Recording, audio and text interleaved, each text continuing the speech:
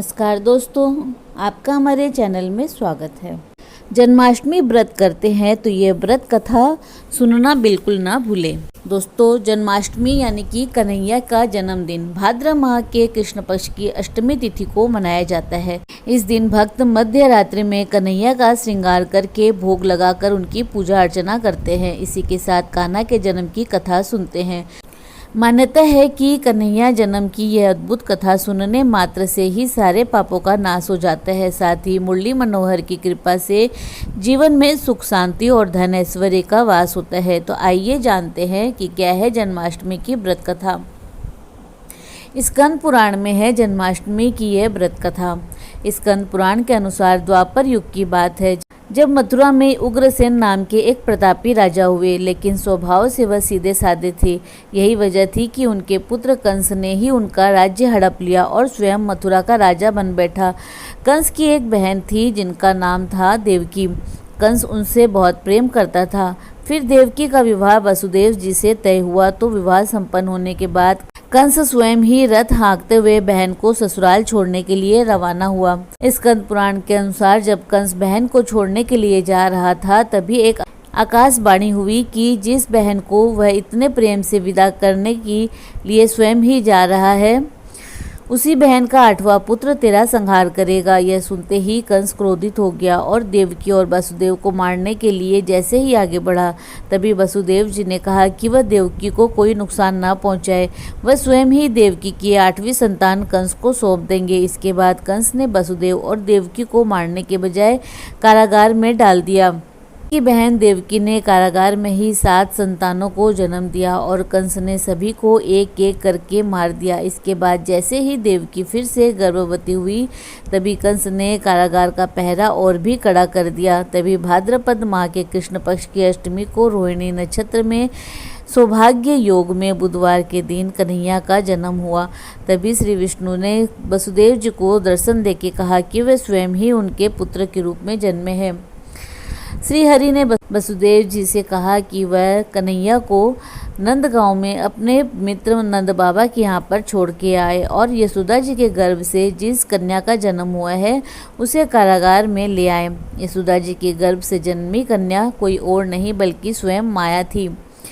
वह सब कुछ सुनने के बाद वसुदेव जी ने वैसा ही किया। वसुदेव जी ने जैसे ही कन्हैया को अपनी गोद में उठाया, कारागार के ताले स्वयं ही खुल गए। पहरेदारों को नींद आ गई। फिर वसुदेव जी कन्हैया को टोकरी में रखकर वृंदावन की ओर चले। कहते हैं कि उस समय यमुना जी पूरे उफान पर थी। तब कन्हैया ने अपने चरण को थोड़ा नीचे लटकाया। तब यमुना जी ने उनके चरण को छूकर रास्ता दे दिया।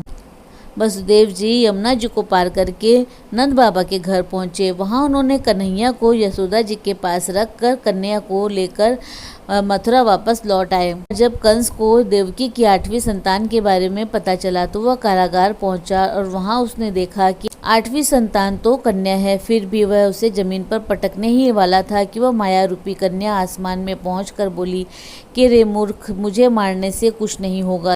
तेरा काल तो पहले ही जन्म ले चुका है और वह जल्दी ही तेरा अंत करेगा। इसके बाद तब उसने मथुरा वृंदावन के आसपास जन्मे नवजातों को मारने के लिए पूतना को बुलाया और उसे आदेश दिया कि जो मेरा काल जन्म लिया है उसे तुम जान से मार दो।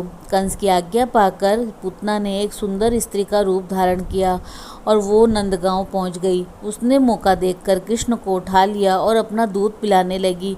स्तनपान करते हुए कृष्ण ने उसके प्राण भी हर लिए। पूतना की मृत्यु की खबर सुनने के बाद कंस और भी चिंतित हो गया। इस बार उसने केसी नामक अश्व दैत्य को कृष्ण को मारने के लिए भेजा।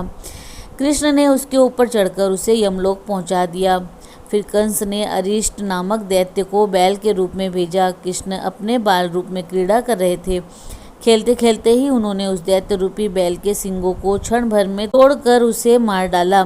फिर दानव कंस ने काल नामक दैत्य को कौवे के रूप में भेजा। श्री कृष्ण ने कौवे को पकड़कर उसके गले को दबोचकर मसल दिया, जिससे काल नामक असुर मारा गया। एक दिन कृष्ण यमुना नदी के तट पर गेंद खेल रहे थे, तभी उनकी गेंद नदी में जा गिरी। सभी गोपों के कहने पर वे गेंद लाने के लिए नदी में कूद पड़े। इधर यशोदा जी को जैसे ही खबर मिली तो वह भागती हुई यमुना नदी के तट पर पहुंची और विलाप करके कहने लगी कि हे यमुना नदी, यदि मैं बालक को देखूंगी तो भाद्रपद मास की रोहिणी युक्त अष्टमी का व्रत करूंगी। जिस प्रकार दानों में दया का दान दुर्लभ है, मनुष्य में सज्जन दुर्लभ है, ब्राह्मण वंश में जन्म लेना दुर्लभ है, ऐसे ही रोहिणी युक्त अष्टमी व्रत भी दुर्लभ है।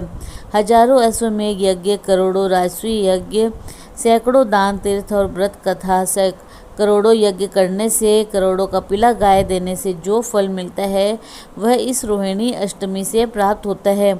इंद्र ने कहा कि हे मुनि श्रेष्ठ नारद, यमुना नदी में कूदने के बाद उस बालक कृष्ण ने क्या किया? तब नारद जी ने कहा कि हे इंद्र, वहाँ पर जब बालक कृष्ण और नागराज के बीच में जो हुआ वह सुनो। श्री कृष्ण जब पाताल लोक पहुँचे तो नागराज की पत्नी ने कहा कि हे भद्र, यहाँ पर किस स्थान से और किस प्रयोजन से आए हो? यदि मेरे पति नागराज कालिया जाग गए तो वे तुम्हें क्षण भर में मार डालेंगे। तब कृष्ण ने कहा कि मैं कालिया नाग का काल हूँ और उन्हें मारने के लिए इस यमुना नदी को पवित्र करने के लिए ही यहाँ पर आया हूँ। ऐसा सुनते ही कालिया नाग सोते से उठा और श्री कृष्ण से युद्ध करने लगा। जब कालिया नाग पूरी तरह से मरणासन हो गया तब उसकी पत्नी वहाँ पर आई और अपने पति के प्राणों की रक्षा के लिए कृष्ण की स्तुति करने लगी। मेरी रक्षा कीजिए हे देव, हे हरे, प्रसाद रूप में मेरे स्वामी को मुझे दे दो, अर्थात मेरे पति की रक्षा करो। तब श्री कृष्ण ने कहा कि तुम अपने पूरे बंधु बांधवों के साथ इस यमुना नदी को छोड़कर कहीं और चले जाओ। इसके बाद कालिया नाग ने कृष्ण को प्रणाम करके यमुना नदी को छोड़कर कहीं और चला गया। इधर श्री कृष्ण भी अपनी गेंद लेकर यमुना नदी से बाहर आ गए। इधर कंस को जब कोई उपाय नहीं सूझा तब उसने अक्रूर जी को बुलाकर कहा कि नंदगांव जाकर कृष्ण और बलराम को मथुरा बुला लाओ। मथुरा आने पर अखाड़े के द्वार पर ही कंस ने एक कुवलय नामक हाथी को छोड़ रखा था, जिससे कृष्ण उस हाथी के द्वारा कुचला जाए, लेकिन श्री कृष्ण ने उस हाथी को भी मार डाला। इसके बाद श्री कृष्ण ने चाणूर के गले में अपना पैर फंसाकर युद्ध में उसे मार डाला और बलदेव जी ने मुष्टिक को मार डाला। तदंतर कंस के भाई केसी को भी केशव ने मार गिराया। बलदेव जी ने मूसल और हल से और कृष्ण जी ने सुदर्शन चक्र से दैत्यों को मार गिराया। श्री कृष्ण ने कहा कि हे दुष्ट कंस, उठो, मैं इसी स्थल पर तुम्हें मारकर इस पृथ्वी का भार मुक्त करूंगा। यूं कहते हुए कृष्ण ने बड़े क्रोध से कंस को बालों से पकड़ा और घुमाकर पृथ्वी पर पटक दिया, जिससे वह मर गया। कंस के मरने पर देवताओं ने आकाश से कृष्ण और बलदेव पर पुष्पों की वर्षा की और अपने अपने शंख बजाए। इससे संसार के सब प्राणी बड़े प्रसन्न हुए। कृष्ण ने माता देवकी और वासुदेव जी को कारागृह से मुक्त कराया और उग्रसेन जी को मथुरा की गद्दी सौंप दी। कन्हैया जन्म की यह अद्भुत कथा सुनने मात्र से सभी पापों का नाश हो जाता है। साथ ही मुरली मनोहर की कृपा से जीवन में सुख शांति और धन ऐश्वर्य की प्राप्ति होती है। तो बोलो जय कन्हैया लाल की। दोस्तों, इसी प्रकार और भी रोचक जानकारी के लिए आप हमारे चैनल को लाइक, शेयर व सब्सक्राइब करें। हमारे चैनल में विजिट करने के लिए धन्यवाद।